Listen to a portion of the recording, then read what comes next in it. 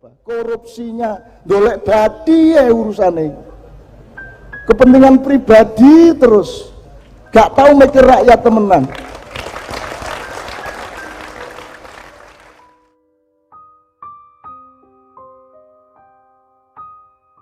Cita-citanya tadi kan memperlakukan Jawa Timur sebagai pancernya masa depan Indonesia. Apa namanya itu mata air, apa namanya itu sumber ekonomi utama Indonesia dan seterusnya lah. Pokoknya gini, ada beberapa poin. Pertama gini, kalau Anda membangun Jawa Timur dengan skala Jawa Timur, maka Anda akan tetap kerdil sampai kapanpun. Anda berpikirnya Jawa Timur harus berpikir Indonesia dan dunia.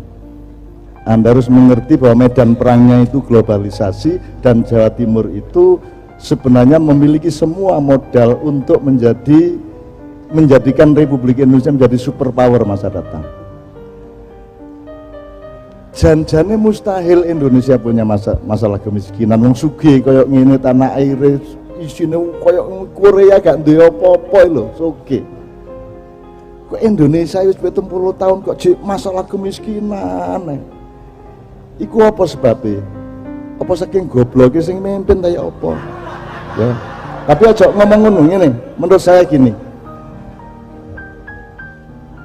Kalau Anda membangun apa Jawa Timur atau apapun seluruh Indonesia, kalau paradigmamu masih paradigma Yunani kuno sampai Renaissance, sampai globalisasi yang sekarang, maka Anda akan tetap menjadi ekor dari globalisasi. Anda akan tetap tidak mampu membangun paradigma baru yang dunia akan mau tidak mau akan ikut Anda. Jadi nek paradigmamu itu melok Yunani kuno, Jawa dipateni ya toh, Islam dipateni, terus carane ndelok kebesaran niku apa toh? Oh, kebesaran niku peninggalan gedung sing gede. Pun yo bae gak gelem gawe gedung gede-gede kok. Nek prasaku aja ada didudah bapak-bapak. Borobudur itu gak ono indahe nek dibanding karo mall-mall ya. Gak ono listrike. Apa sebabnya? Mergo nek mall itu paradigma Yunani kuno, Renaissance dan globalisasi. Tapi kalau Borobudur itu letaknya tidak di tanah. Borobudur letaknya di dalam kesadaran teosofi dan filosofinya masyarakat Indonesia. Jadi Borobudur itu dibangun di dalam jiwamu, sama dengan Ka'bah. Apa istimewanya Ka'bah itu? Mek kotak-kotak, gak ono ukirane, gak ono lightinge, gak ono, ya mek ditutup kain ireng kayak mayat. Apa istimewanya? Loh, kalau paradigmamu paradigma Yunani kuno dan modernisasi secara barat, Ka'bah itu apa? Nah kita, menurut saya, Jawa Timur harus berani merintis paradigma baru seperti yang Mas Emil katakan tadi. Harus mengerti kebesaran cara kita itu bagaimana, karena ada beda sangat besar. Kita tidak pernah membangun materialisme, yang kita bangun adalah kepribadian manusianya. Tidak berarti sekolah gak penting, tidak berarti gedung-gedung gak penting, penting, tetapi dia tidak nomor satu. Kene iki ya, PT kepingin mabur koyok manuk, gak iso mabur, pitike ilang pisan. Awake dhewe iki. Karena kita paradigma burung, padahal kita ayam.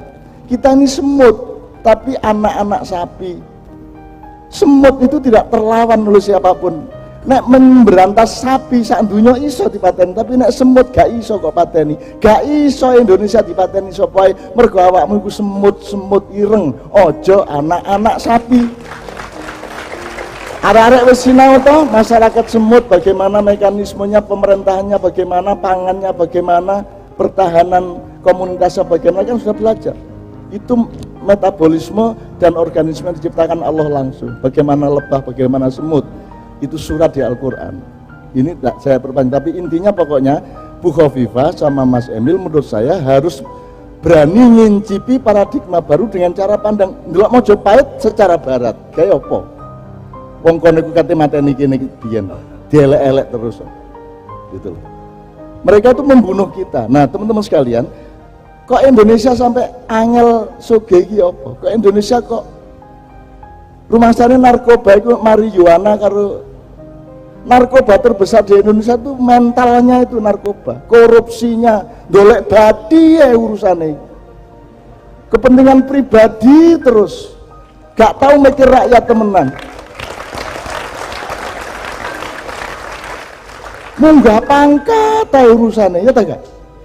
Jadi rakyat tidak pernah yang namanya manunggaling kawuloan Gusti, tidak belajar kepada gundul pacul. Manunggaling kawuloan Gusti dianggap kebatinan. Oh enggak, manunggaling kawuloan Gusti itu adalah kalau sudah jadi wakil gubernur, kalau sudah jadi gubernur, kalau sudah jadi presiden, di dalam dirimu itu manunggal antara kawuloan Gusti. Tuhan menyatu dengan rakyat di dalam dadamu. Kalau engkau menyakiti Tuhan, rakyatmu yang akan protes dan hancur. Kalau engkau menyakiti rakyat, Tuhan yang akan marah. Maka setiap raja di Indonesia harus menyatukan rakyat dan Tuhan di dalam dirinya. Itulah pok atau pangkal manajemen dia di dalam membangun keadaan di tempatnya. Dia satu. Berikutnya,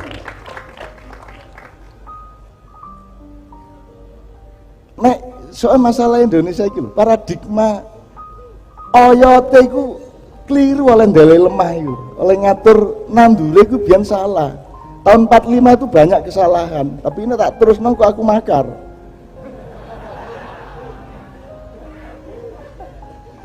Lu sak embrek lho, aku bisa nduduhi nang awakmu lho aku. Ngake. Dan itu tidak bisa kan. Kudune debat capres iki ditakoni mau. Wis tak gaekno 45 pertanyaan tak cicil 11 sik. 11 kon gak iso jawab apa meneh 45. Selamat aku ki sabar tak jarno gak apa-apa. Krungu ya apa aku menengahi gak masalah tuh, aku gak tahu berontak, gak kabeh tak tulungi kabeh, gak ono sing gak tak tulungi. Gitu loh.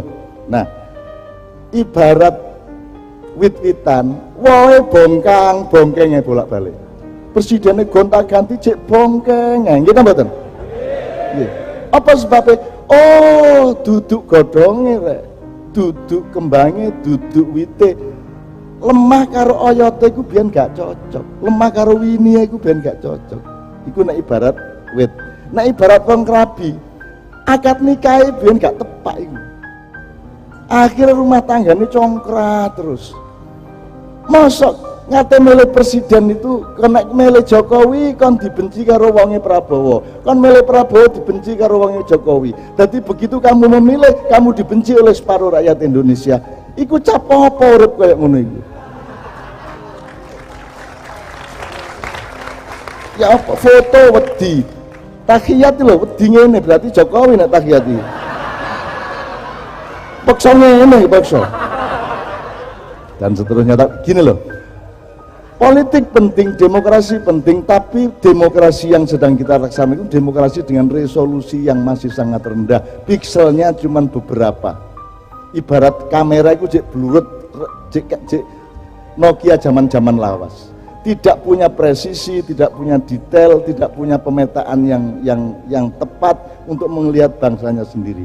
Maka di luar pembangunan fisik di Jawa Timur, menurut saya yang nomor satu adalah bagaimana Bu Khofifah dan Mas Emil membangun kepercayaan diri orang Jawa Timur, membangun pengertian mengenai kekayaan jiwa kita, kekayaan budaya kita, kekayaan pribadi kita.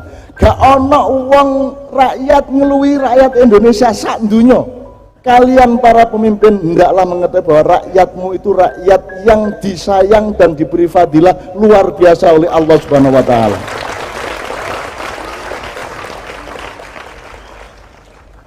Jadi dunia sekarang sedang di masa peralihan, Mas Emil. Wis to gelem gak gelem kok berubah. Bosen wisan sing koyo ngene iki bosen, kok berubah. Ya, dan saya harap itu mulai 2025 wis mulai. Ya.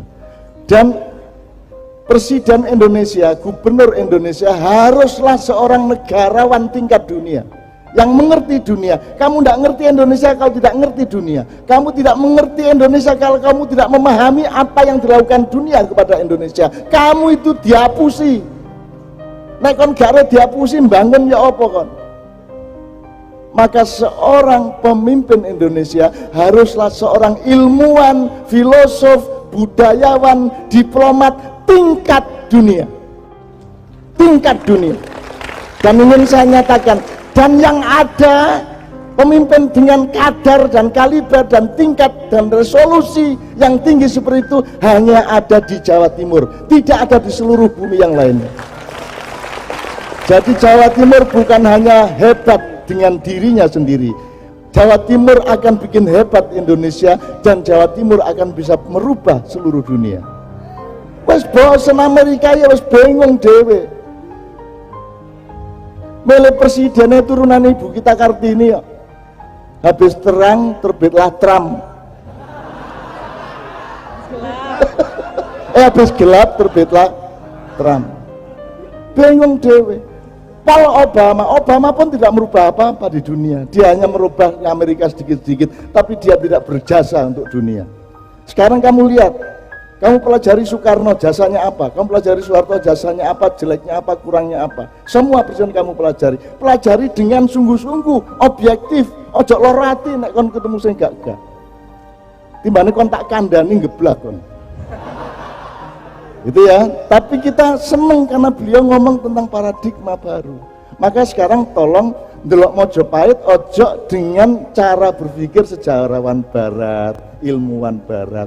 Tolong digabung dengan kearifan kita sendiri, jare kearifan lokal.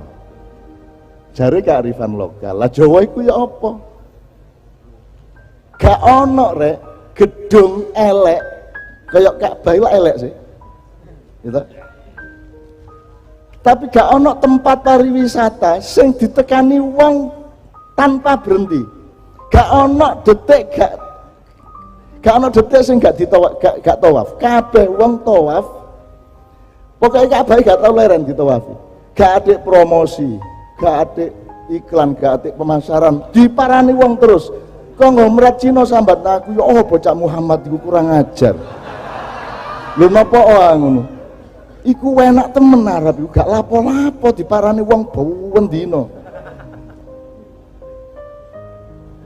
Gak ono diskon, gak ono wes pokoknya. Nah, apakah Muhammad pernah berpikir ekonomi dan kapitalisme? Kamu tahu enggak? Ka'bah adalah contoh bahwa kalau kamu berbuat baik, kamu akan menjadi pusat energi, kamu akan menjadi pusat magnet, kamu akan ditatangi oleh uang. Kamu jangan mencari uang, bikin uang yang mencarimu. Jangan nemu tapi dinemu oleh uang. Rakyatku sekalian, saudara-saudara sebangsa dan tanah air, tidak ada waktu lagi. Tidak ada waktu lagi. Mulai hari ini anak-anak muda harus mulai bangkit.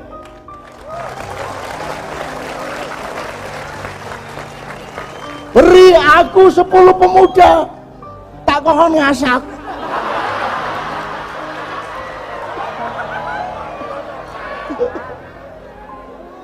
Anggitmu pidato tak hapusi kon. Di Ma'iyah itu nanti Pak Pri kita mohon cara berpikir kita itu jangan fakultatif. Kita ini universitas, jadi tidak ada fakultas kedokteran yang tidak terkait dengan psikologi, tidak terkait dengan sosial, dengan ekonomi. Tidak ada sesuatu yang tidak terkait dalam kehidupan. Erongmu itu ada hubungannya karo selitmu. Nek gak percaya ambungen. Seneng aku ndelok arek engko bahagia. Ngene carane ngibur arek sing gak ndek duwe. Lah ngono ya. Saya hanya melihat bahwa Indonesia adalah bangsa besar di muka bumi. Bangsa Indonesia punya keunggulan alam dan manusianya melebihi semua yang lain di dunia, dan Indonesia tidak akan menjajah siapapun. Orang yang menjajah adalah orang miskin, orang yang merendahkan adalah orang yang rendah. Indonesia tidak merendahkan siapapun. Indonesia lho dijajah ya gelem, diperkosai lho, menengai saking tepake wong Indonesia. 350 tahun diperkosa. Terus tahun 45 leren. Takon, empun ta niki ngono. Mboten napa-napa sampean terusaken. Lho Indonesia gak mate-mate. Gak iso, ndak ada matinya. Indonesia tidak ada matinya. Dirubah Pak, ojo harga mati Pak. Indonesia tidak ada matinya. No. Nek harga mati engko ditambahinya muring-muring sampean. Indonesia harganya mati. Lah muring-muring, nek Indonesia ndak ada matinya. Maksud saya bukan mati dalam pengertian dunia akhirat, mati dalam arti entitas keindonesiaannya. Ngono ya Rek ya. Kon tak dongakno Rek, omahmu dileboni malaikat. Nggawa berkat, nggawa kenduren, nggawa duit, meneng-meneng kon tangi turu kok sesek ya, dotok duit wakeh ngono ya, sapa ro ya. Sapa ro ya. Lho percaya kok kedaden temenan, dadak keluru sualmu dhewe engko. Iki sing garai susah iki lho, iki omah iki nek ana malaikat, nek ana kirike, malaikat gak gelem mlebu iki lho. Mir, iki. Sampeyan kandhane ustaz-ustaz iku. Ana lukisane malaikat gak mlebu, ya ta? Ana kirike, nek kon ngingukir ndek omahmu malaikat gak gelem teko. Nek arek Jawa Timur, terutama Jombang, seneng ya, tapi lho kok tapi apa? Gak mati-mati aku. Israel teko, waduh ana kirik situ. Rusak musuh iya ya. Ngono ya. Tepuk tangan sekali lagi untuk Mas Emil. Kita apa ya? Kita rakyat, kita yang punya Jawa Timur, kita punya hak untuk mengamanati beliau dan kita mempercayakan semua itu kepada beliau. Beliau tidak harus melakukan semuanya, tidak harus khatam, tapi beliau harus menjalankan surat-surat awal dari Al-Qur'an untuk memulai Jawa Timur masa depan yang akan memimpin Indonesia, dan dengan itu Indonesia akan memimpin dunia. Ojo sampai kon maca Quran salah Al-Fatihah. 3 terakhir ya. 3 hal. Iki sing salah di dunia iki ana 3. Indonesia iki salah Al-Fatihah, salah akad nikahe, salah oyote karo lemah pas nandur biyen. Nek kon gak terima tangkepen aku. Nek tuduhanmu apa sakarmu? Kok takon aku cak sampean salah apa lho? Lah kon nangkep aku kok takon salahku. Nangkep kok interogasi. Ya apa aku dene wis jelas tuduhane sih ngawur arek-arek iki. Lho nek wis nangkep kan wis jelas salahe lak ngono. Mosok ditangkep terus bapak gini-gini lho. Lho sampean sing nangkep aku ya sampean sing jawab lah. Gitu ya. Nomor 2. Jadi Indonesia iki nyuwun sewu kudu didandani Al-Fatihah. UUD 45-nya, Pancasilanya. Teksnya mungkin tidak, tapi pemahamanmu, paradigma berpikirmu terhadap itu harus didandani. Saya tidak tega untuk membuka itu sekarang. Tapi pokoknya Indonesia ini tetap ya apa kudu direcover, harus dilahirkan kembali. Saya tidak anti Indonesia, I love Indonesia, aku cinta rakyat Indonesia, dan aku bermalam-malam sampai pagi menerapkan cintaku kepada mereka. Nomor 2, sing salah, sing Al-Fatihah salah itu ya Islam. Islam sing tutuk kon niku Islam duduk Islam teko pabrike Nabi Muhammad. Wis dijupuk karo grosir, terus mari ngono dijupuk meneh dikulak karo agen-agen, sub-sub agen, terus konro Islam itu teko pengecer-pengecer.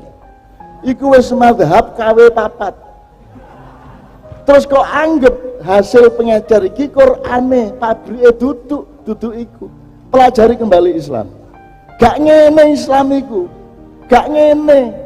Ya nek sembayangmu bener, cuman nek silaturahmine politik semua gak ngono Islam itu. Kon gak sinau 10 tahun Kanjeng Nabi ndek Madinah iku ya apa gak kok sinaune. Kon sinaune mulai Abu Bakar, Umar dan seterusnya. Nabi Muhammad dengan madaniyahnya, dengan at-taqafah al-madaniyah kamu gak mempelajari. Padahal di situ Mas Emil, di situ sampai lihat bagaimana master plan dan timeline-nya Rasulullah membangun kota Madinah. Apa yang dilakukan? Kalau sampean pedoman itu berarti tahap pertama tek tek tek tek, tahap kedua tuk tuk tuk tuk, tahap ketiga tok tok tok tok, jelas masalahnya. Rasulullah adalah seorang kepala negara yang tanpa jabatan dan tanpa negara, tapi melakukan master plan kenegaraan dan kota yang melebihi semua orang. Dan undang-undang di Madinah bukan undang-undang yang dibikin oleh DPR dan orang-orang pinter hasil sekolahan. Karena kalau hasil sekolah nanti akan terpengaruh dan terkontaminasi oleh kepentingan si pembikinnya. Tapi undang-undang Madinah dibikin oleh kedaulatan rakyat, dan kedaulatan rakyat itu hilang ketika Abu Bakar mulai menjadi khalifah. Kedaulatan rakyat diganti menjadi legalitas kepemimpinan politik.